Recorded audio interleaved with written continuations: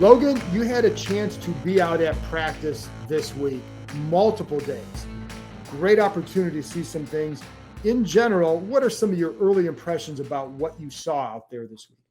So I think overall, I'm pretty impressed where the team was at. I think a lot of the guys, a lot of the question marks I had, especially about the young players, were answered. Seeing Sam Cosmi out there, heard early on that he was having a tough time in pass protection. And then, maybe it was the addition of the pads. Maybe he's just kind of getting more comfortable with the offense, but looked pretty good. Looked like a starting right tackle in the NFL. Obviously, he's not perfect by any stretch, but kind of quelled some of my concerns regarding his ability to play right tackle in the NFL. Obviously, I think I'm well documented as saying, I think he could be a very, very good player if he got a couple things fixed.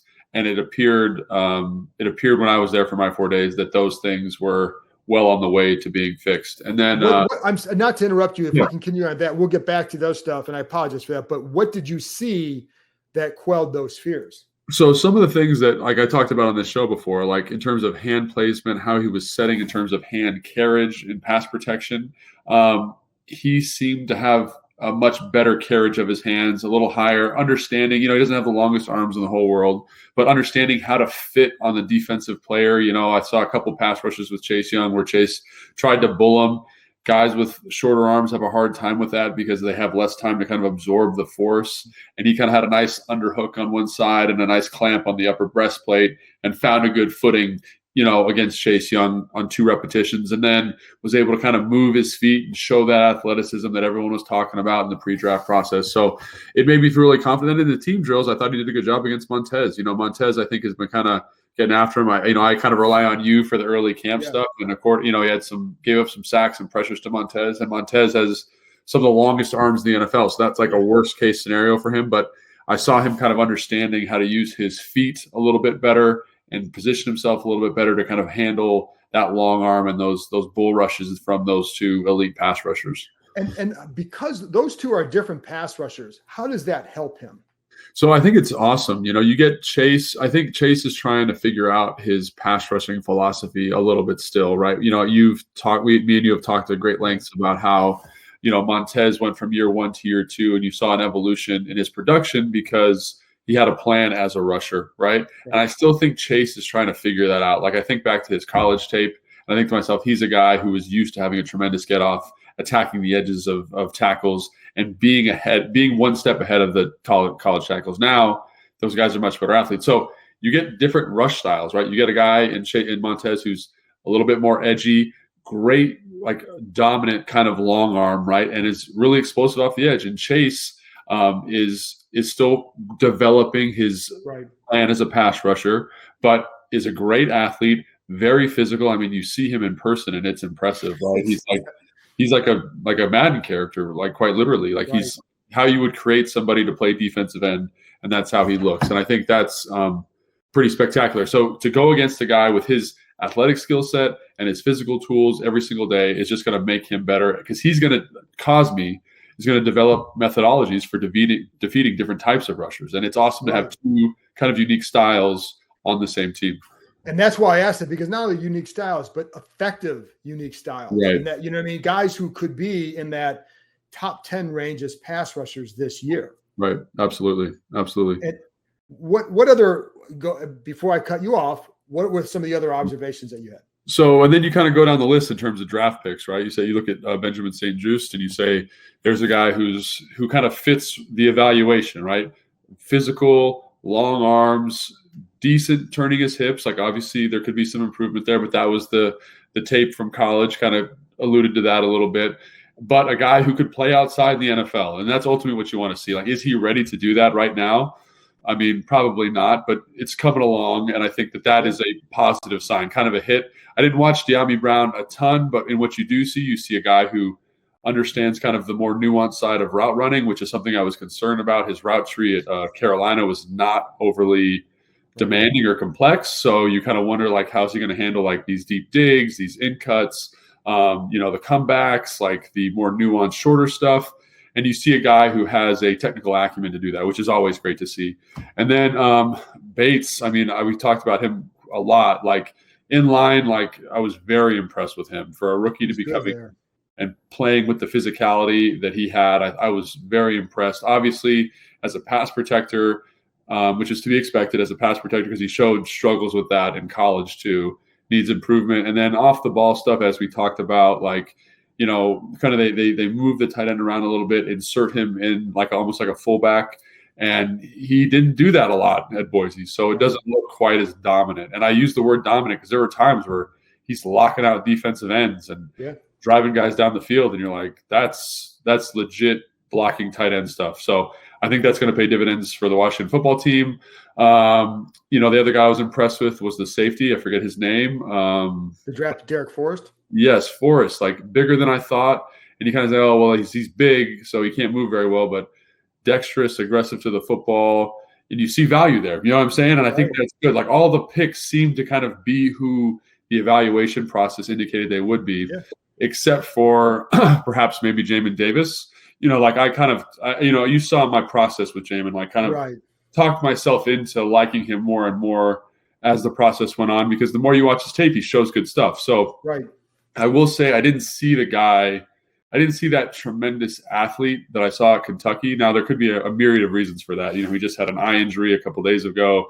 It's their first time in pads. He could be tired. They're putting a ton of stuff on him. He just didn't look as confident in diagnosing route concepts and in diagnosing coverages. Like one play that sticks out to me very vividly is they ran a keeper. So like fake run action left to the offensive left, quarterback boots to the offensive right, and then all the routes kind of roll to the offensive right to kind of match the quarterback.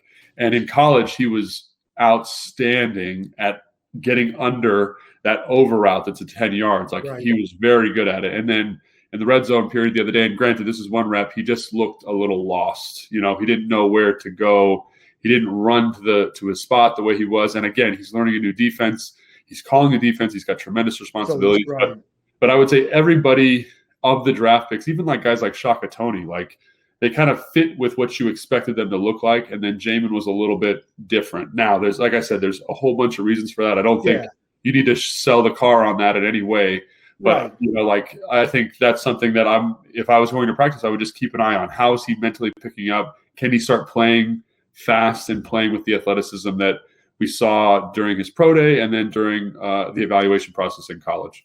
And like you said, they're asking him to call signals and to see if he can handle that role, and then to see not only can he call the plays, but then process on the field with all that knowledge in there. So this is all because they can always slide him to another spot if they needed to. And I think another really good point to talk about is like NFL offenses are so much more complicated from a formation and from a personnel standpoint. So even pre-snap for him, he's got especially playing Mike, he's got so much more to digest. I know people want to give Bostic a hard time, but that guy is outstanding. Smart.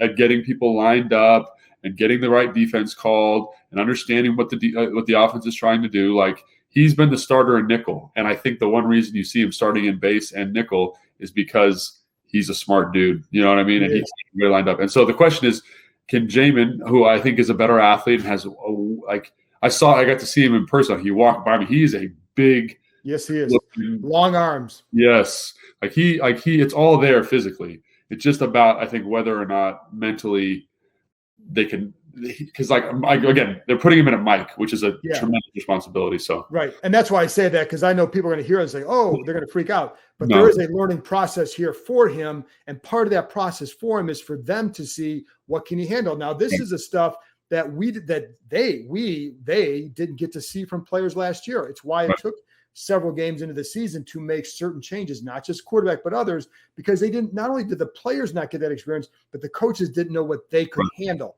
Big difference. And again, like for your listeners, like I think Jamin Davis still has the potential to be the rookie of the defensive rookie of the year. Like that's how highly I think of him.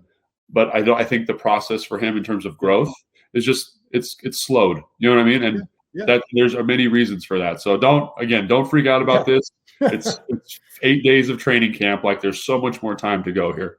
What's the hardest position for you to gauge how a guy is doing in camp? I think the hardest one, just in terms of evaluation period, is defensive back, I think. Because they're not involved in every single play, right? Like they're on the field, but like, let's say it's a let's say the coverage rolls to the 3-by-1 side and the quarterback's reading away. He gets kind of beat, but you don't really know if it's real or not because he knows that the read's the other side, and he's kind of playing this soft, like slew-footed cover 3. So you're like, is that how he's supposed to do it? You know what I mean? And then again, like how physical is he with receivers? That stuff comes across in practice. You know what I mean? Like we talked about the DB from Minnesota. I'm blanking on his name right now. St. Just, yeah.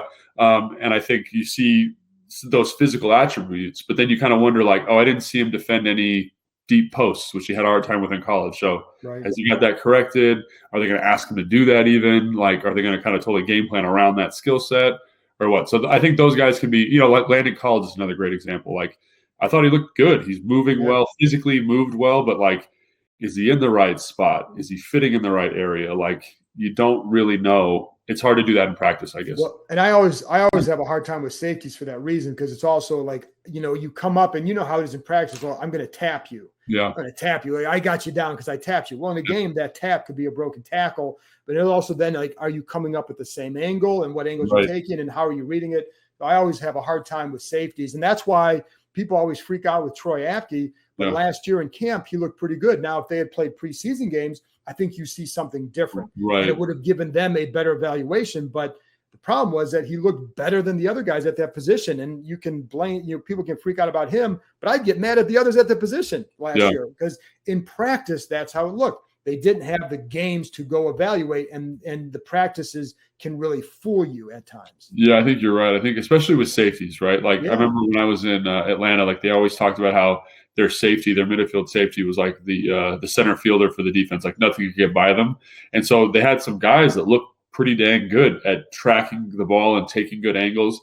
And then all of a sudden, when they had a real live ball carrier and the ball was in their hand and they were tracking that ball carrier, they started taking creative angles because they didn't like either know how to tackle or feel comfortable tackling these bigger guys. So I think, again, like everyone's like freaking out about 4 preseason games, but I love the 4 preseason games because it gave you good time to make these decisions, you know?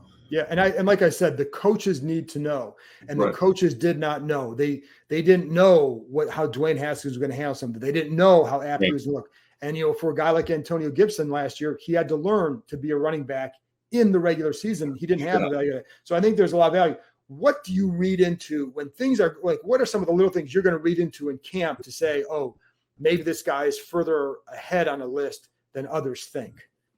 So I think the biggest one for me was Hemingway in the tight end position. Like he was a guy that I had kind of written off. I thought you bring Ricky Seals-Jones in to kind of back up and be like your move kind of F tight end, a guy who's going to make a lot of plays in the passing game.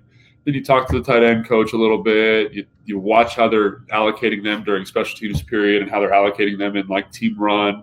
And Hemingway's the guy that's in there, you know? He's in there a lot. And he's physical. He does a good job. He's got a nice knack for like that fullback type stuff we said that Bates was struggling with. So if he could kind of clamp that down and perform on special teams, I think he's got the best path right now. You know, Sam East is a little banged up at the moment, not practicing. So he's not getting better. But I think if you're keeping 3 right now, I think Ricky Seals-Jones is outside looking in because I think they've got 2 guys they really like at Bates and Hemingway in the sense that like they're physical, tough. And Hemingway, like I always thought he was more of a receiver, but he's a physical looking guy and he plays physically. He gets chippy. He's got a nice attitude.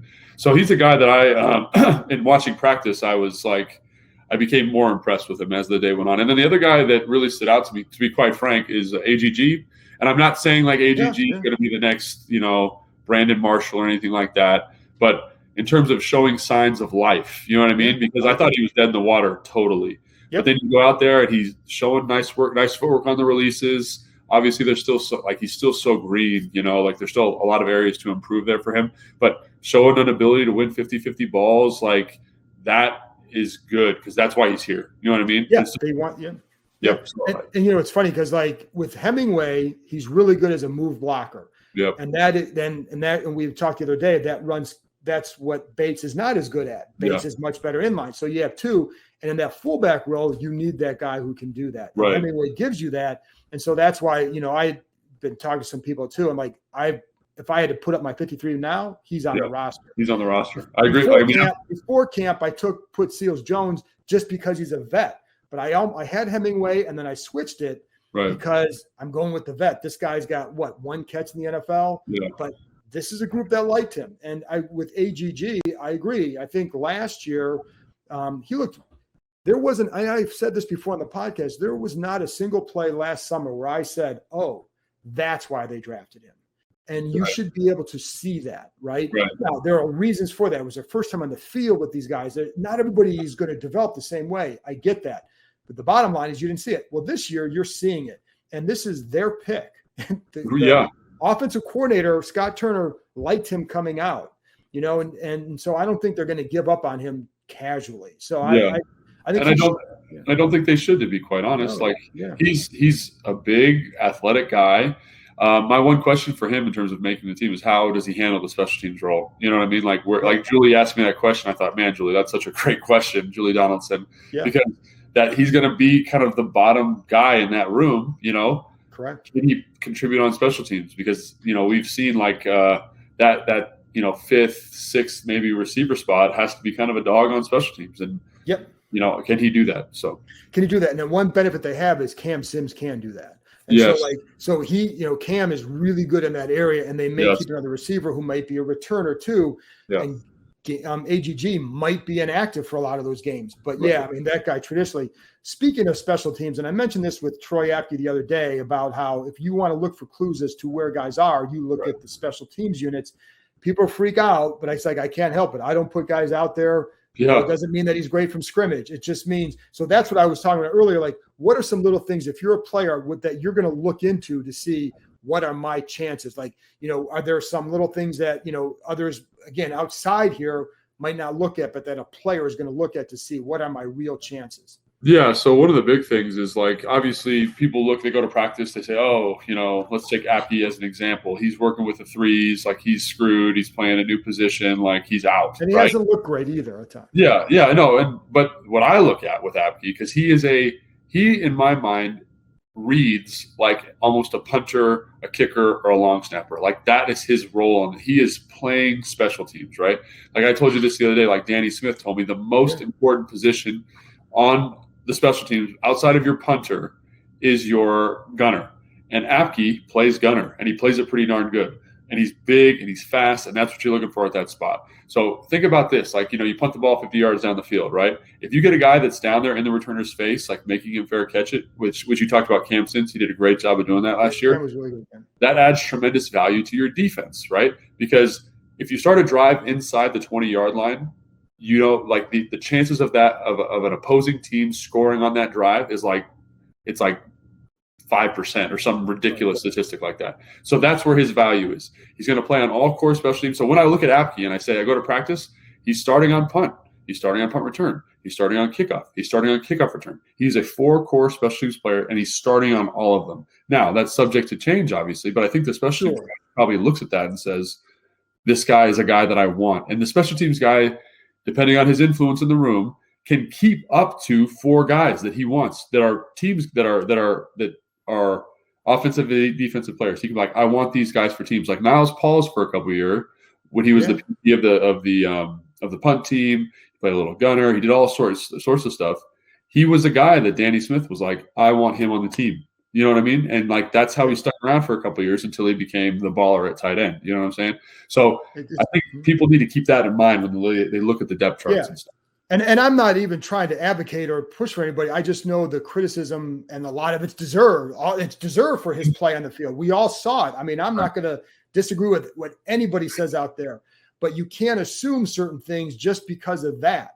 And that's what I'm looking at, because it is separate. It's we brought Jared Norris made the team special teams. He's not going to play from scrimmage. It's just special teams. How many guys can you have that don't play from scrimmage? I don't know. Right. DeShazer Everett has made a career to that. Now he also has developed its safety, much better safety. I like DeShazer. So there are different things. Moving on from that, because again, I don't want to sit there and talk about a lot of Troy Apke. I just know that perception of him. And I'm just telling people this is also what we're seeing when you're trying to compile the 53. These are I'm just using him as an example, but those tiers of the depth chart for special teams, in some ways, in terms of determining the bottom half of the roster, are almost more important than what you're getting on the offensive defense. And just for people listening, I did mention others who are on those lists the other day, because I agree with you, Logan. Just a couple more things. Quarterbacks, what have you seen from that group? Yeah, so I think it's been kind of what I expected. Like Fitzpatrick's looked good. He looks like an NFL starting quarterback. You know what I mean? Like, is he a top 10 quarterback in the NFL? Like, probably not. Is he a top 20? Maybe, right? Is he one of the better, like, would he be kind of middle of the pack in terms of quarterbacks I've played with in my career? Yeah. And I think that gives you a shot to win football games, right? He seems to understand the offense. He understands the formation advantages that Scott Turner's trying to give him. Like, all those things, like, I think there's been a lot of talk about the competition. To me, it's at least the 4 days I was at practice, it's Fitzpatrick all the way. You know, if you're betting on it, like, that line, I think it should be 100% Fitzpatrick, because while Heineke looks very good, he's a little off schedule. And those are things that younger quarterbacks do, right? They hold the ball a little bit long. They wait for stuff to come open. With Fitzpatrick, none of that's there. None of that hesitation. I'm Fitzpatrick all the way at this point. Yeah, and I would agree. I know Taylor had a really good practice on what's today, Friday. He had a good practice on Thursday, a couple dimes. He shows his stuff. He shows what he can do, and I think the good thing for him is that players do like him. So if nothing else, if he has to come into a game, they have some trust for him. So last thing, I just want I'll go on two more guys, Antonio Gibson and then Terry McLaurin. I want to bring up Terry McLaurin because I've kind of talked a lot about him on here and things that you pick up watching him. And I'll go back and watch the practice video I shoot just to try and see, like, what does this guy do different as a route runner? Yeah.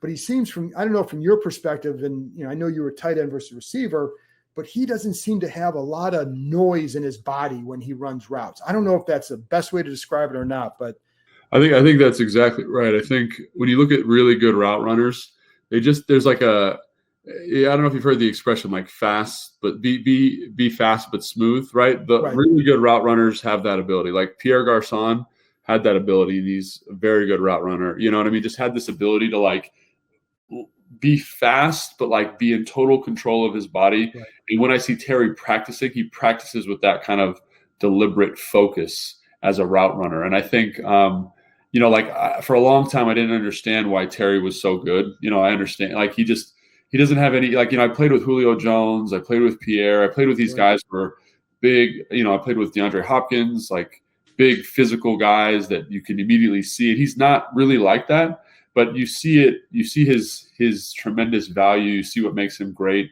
in his in his preparation and his attention to detail when he runs routes specifically. I love watching him run routes, and I use him as a blueprint for everybody else that follows him in the line to see, do they run with the same stem? And if you're not, then it's like, well, this is why he creates separation. It's that patience.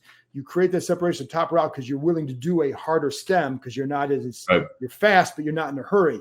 Whereas I see some other guys, they don't do the stem the same way. Maybe they don't create the same separation. Right. So, but he does. And I think it's that adherence to details and the patience with which he goes. Last guy, Antonio Gibson, early thoughts. I think, I was kind of worried because, I've had turf toe before. I missed the whole season with a turf toe injury, and I've talked to guys and just how it can linger and stick around. And it's so important for your explosive burst. And I was kind of expecting to see a guy a little bit more hobbled, but he made some really nice runs, looking powerful. He's much bigger than you think, like, when you see him, like, he's a big dude.